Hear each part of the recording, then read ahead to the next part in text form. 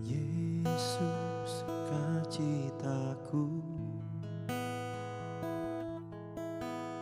Yesus, kekuatanku, penolong dalam kesesakan. Kau sangat terbukti. Hatiku bersuka memuji nama-Mu, jiwaku bermegah. Ku angkat tanganku, apapun yang terjadi dalam keadaanku. Sukacitaku hanya di dalam-Mu. Hatiku bersuka memuji nama-Mu, jiwaku bermegah. Ku angkat tanganku, apapun yang terjadi dalam keadaanku. Sukacitaku hanya di dalam-Mu.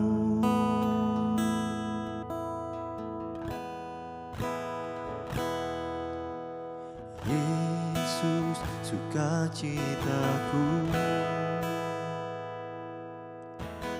Yesus, kekuatanku,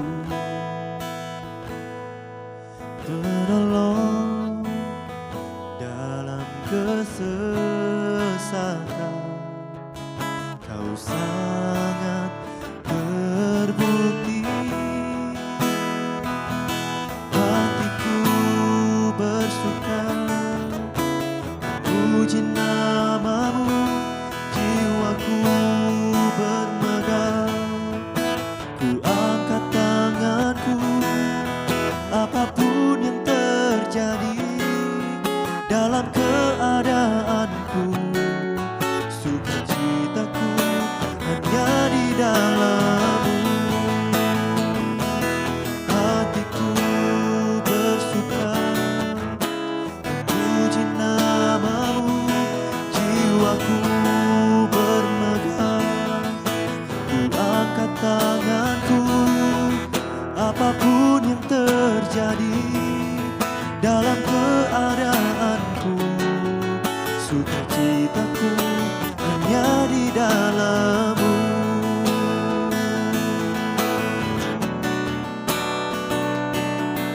Hanya di dalam-Mu, Tuhan. Apapun yang terjadi, apapun yang terjadi di hidupku, kan ku nyatakan bahwa sukacitaku hanya ku temukan di dalam-Mu, Tuhan. Dalam suka dan duka, kan ku nyatakan bahwa sukacitaku hanya di dalam-Mu, dan ku kan terus bersukacita.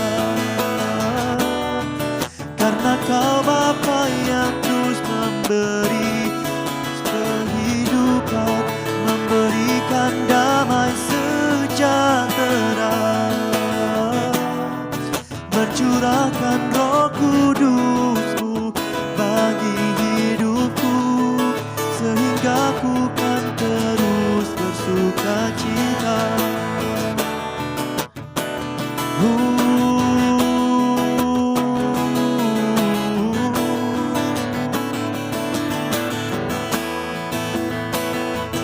Kaulah penolong, Kaulah penghiburanku, Tuhan. Hatiku kan terus bersuka.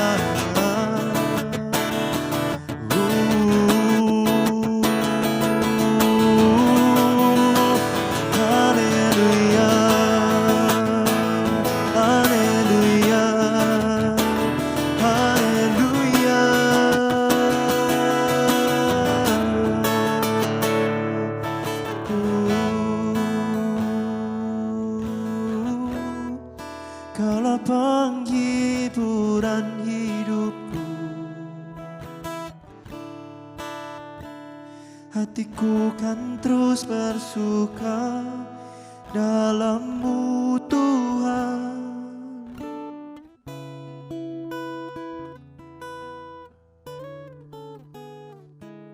Hatiku bersuka memuji nama-Mu, jiwaku bermegah.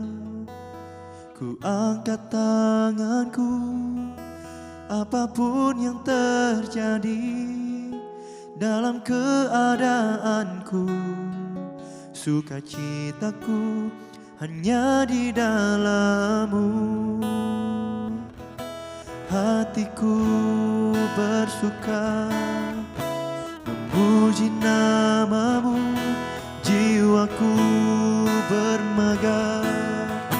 Ku angkat tanganku, apapun yang terjadi dalam keadaanku, sukacitaku hanya di dalam-Mu. Apapun yang terjadi dalam keadaanku, sukacitaku hanya di dalam-Mu. Apapun yang terjadi dalam keadaanku, sukacitaku hanya di dalam-Mu.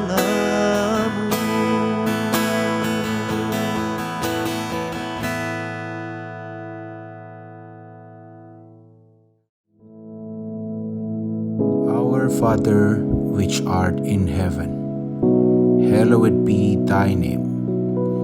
Thy kingdom come, thy will be done in earth as it is in heaven. Give us this day our daily bread, and forgive us our debts, as we forgive our debtors. And lead us not into temptation, but deliver us from evil. For thine is the kingdom, and the power, and the glory, forever. Amen.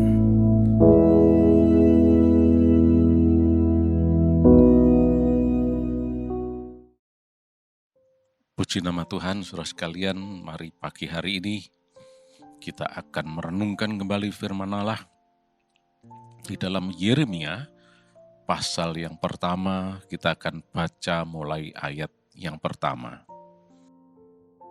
Inilah perkataan-perkataan Yeremia bin Hilkiah dari keturunan imam yang ada di Anatot di tanah Benyamin.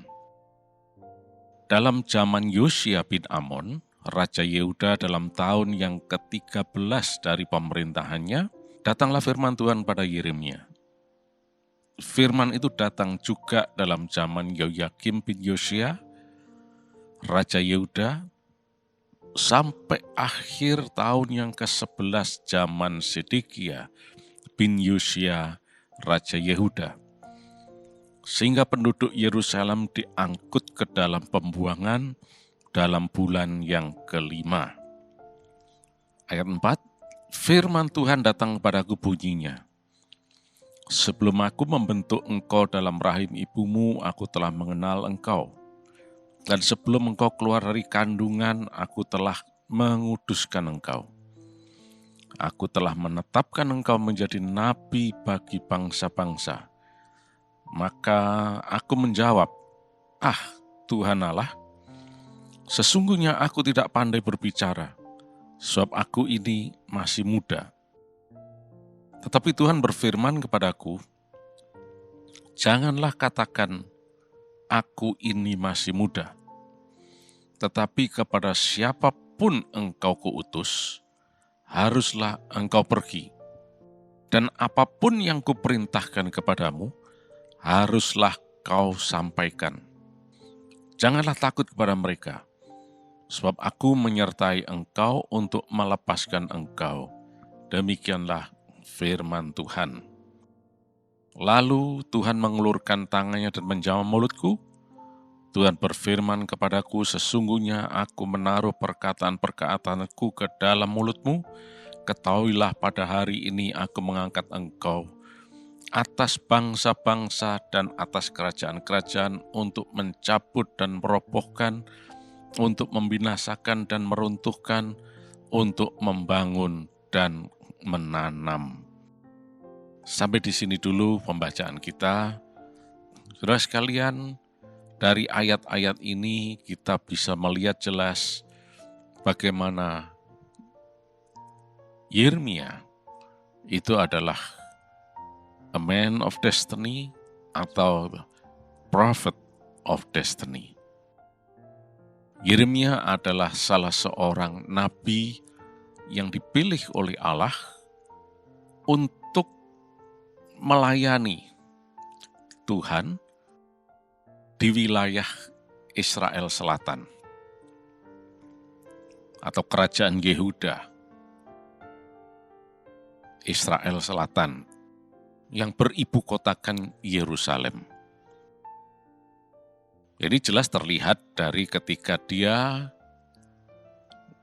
bekerja pada masa antara Raja Yosia sampai kemudian Raja Sedekia, raja terakhir Yehuda, ketika Nebukadnezar, Raja Babel, menaklukkan Yerusalem dan mengangkut orang-orang Israel Selatan itu dan dibuang ke Babel sana. Nah, jadi kita bisa melihat di sini bahwa keberadaan Yosia, keberadaan Raja Yosia, juga Raja Yoyakim, terus kemudian Raja Sedekia, itu tidak lepas dari monitor Allah, pandangan Allah. Raja-raja ini ketika mereka memerintah Israel, Tuhan menghendaki supaya mereka ini berjalan menurut divine destiny. Itulah sebabnya Tuhan mengirimkan Yeremia untuk mendampingi mereka. Masalah kemudian mereka tetap tidak mau taat kepada Tuhan dan akhirnya sampai ditaklukkan oleh Babel, ya itu tanggung jawab mereka, urusan mereka.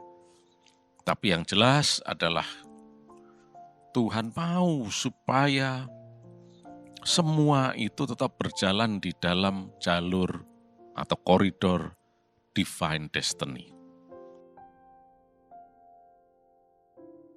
Raja Yosia, Raja Yoyakim, Raja Sedekia sudah mempunyai destiny dari Tuhan atau divine destiny masing-masing.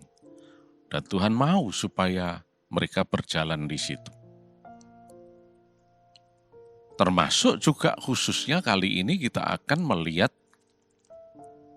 Yeremia sendiri. Dia adalah prophet of destiny.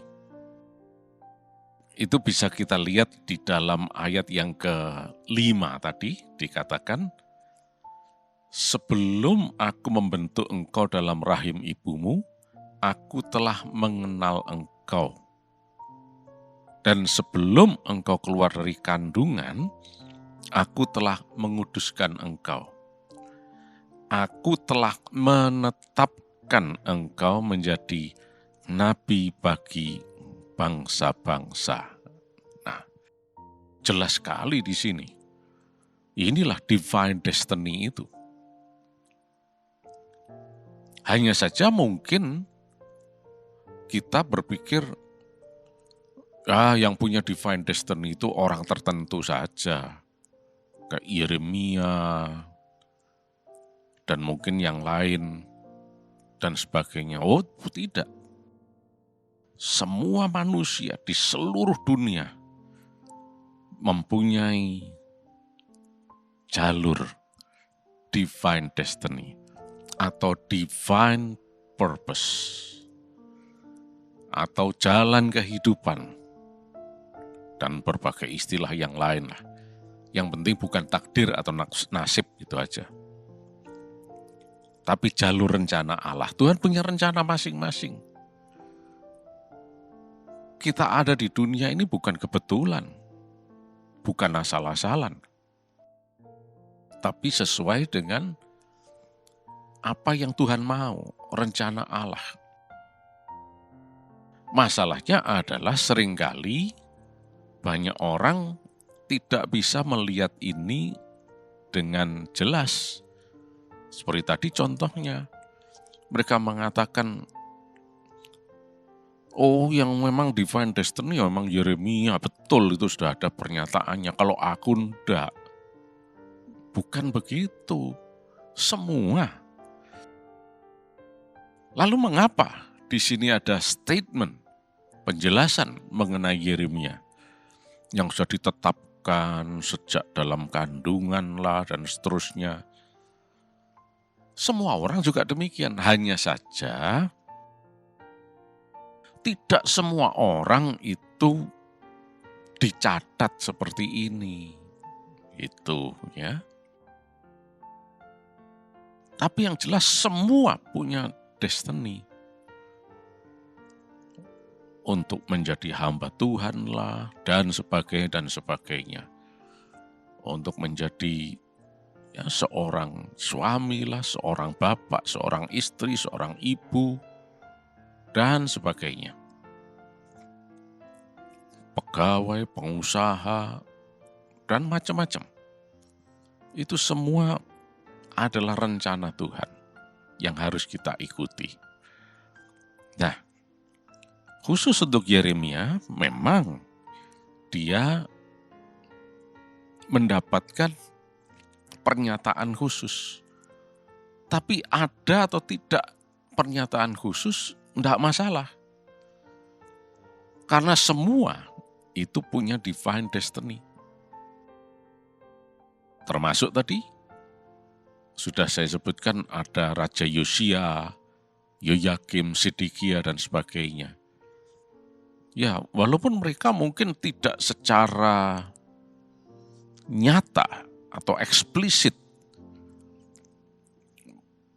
dicantumkan mengenai destiny mereka dan seterusnya. Bagaimana Allah sudah mengenal, menetapkan dari sejak mereka dalam kandungan dan seterusnya. Tapi semua ini harus ada di dalam jalur divine destiny. Karena Tuhan mempunyai divine purpose masing-masing. Dan setiap orang belum tentu sama dan mungkin tidak akan sama.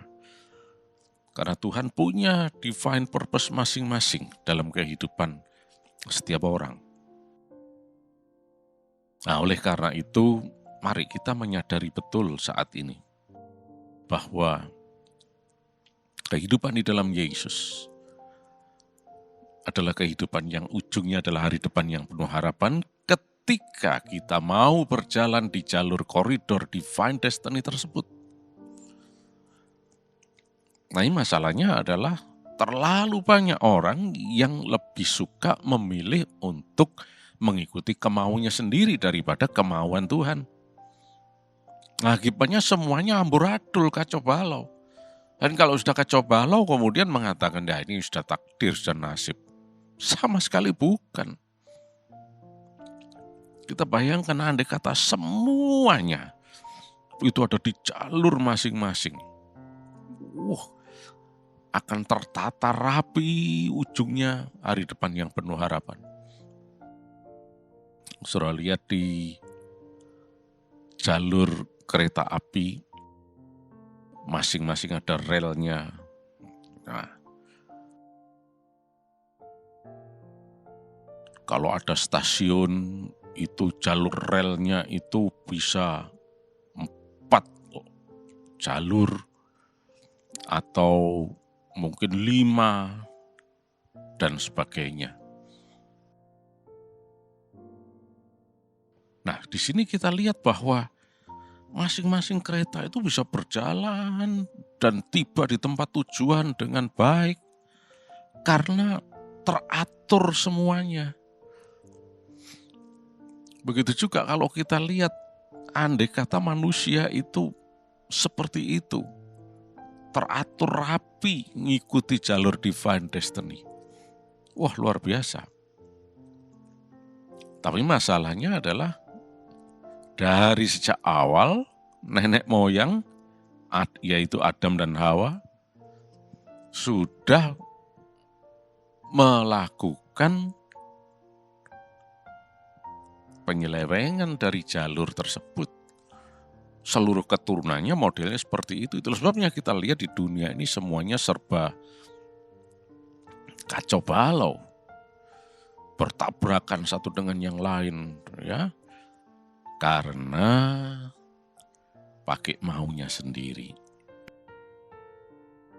Yeremia ini sebetulnya juga kita baca tadi, maunya pakai maunya sendiri juga. Nggak maulah Tuhan dipilih, ya. Tadi dalam ayat yang ke-6 dia katakan, Tuhan, aku nggak pandai berbicara sebab aku ini masih muda. Ya, memang Yeremia mulai dipakai Tuhan itu sekitar tidak lebih dari 20 tahunan. Itu bisa kita lihat dari zaman Raja Yosia pada tahun yang ke-13.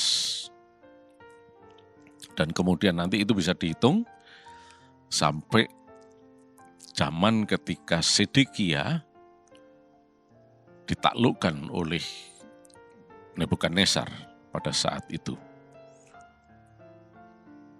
Tuhan katakan jangan kamu katakan masih muda, tapi kepada siapa yang kuutus haruslah engkau melakukannya. Apa yang kuperintahkan harus kau lakukan. Nah, jadi di sini kita lihat yang penting taat kepada Tuhan. Mari kita selalu minta pimpinan Roh Kudus agar kita selalu hidup dalam ketaatan kepada Tuhan. Sebab hanya dengan nurut dan taat saja, maka kita akan tetap berada di jalur atau koridor divine destiny ini. Ya. Nah, saudara sekalian, Yeremia ini bukan sesuatu yang kebetulan. Memang dia dari anaknya imam, keturunan imam, Hilkia di situ. Tapi ini bukan warisan. Oleh karena itu jangan sekali-kali ada seorang pun di antara kita mempunyai konsep bahwa melayani Tuhan itu atau menjadi hamba Tuhan, jadi pendeta itu warisan dinasti. Itu picik itu, salah itu. Tidak ada di sini. Tidak sedikit anak-anak hamba Tuhan yang jadi